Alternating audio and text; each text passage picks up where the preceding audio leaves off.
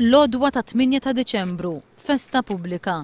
Żgur li ser tibqa' mtappna b'inċidenti kraħ ta' traffiku fil-limiti tan-Naxxar. Fl-inċident tawċija ta' 31 sena miż-żebbuġ li kienet qed issuq Hyundai Getz ħabtet ħedon ma' trak li kien ġej mid-direzzjoni opposta. L-inċident seħħ fit-8 ta' filgħodu fit-triq tul il-kosta limiti tan-Naxxar. Għal xi raġuni il-mara tilfet il-kontroll tal-vettura, spiċċat fil-karreġġjata l-oħra u baqgħet dieħla fit-trak ta' tip Foden misjuq minn raġel ta' 60 sena residenti n-Naxxar.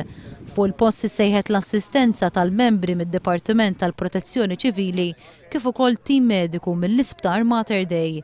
Hija ttieħdet l-isptar permezz ta' ambulanza fejn għal xi ħin kienet iċċertifikata li tinsab fil-periklu li titlef ħajjitha. Madankollu aktar tard qalbet għall-aħjar u ġiet iċċertifikata li qed issofri minn ġrieħi ta' natura gravi. Bil-każ ġiet informata l-Maġistrat tal-Assa Marsan Farrugia li ħatret diversi esperti biex jassistuha fl-inkjesta. It-triq ingħalqet għat traffiku għal madwar 4 sigħat. Il-Pulizija għadha għaddejja bl-investigazzjonijiet tagħha.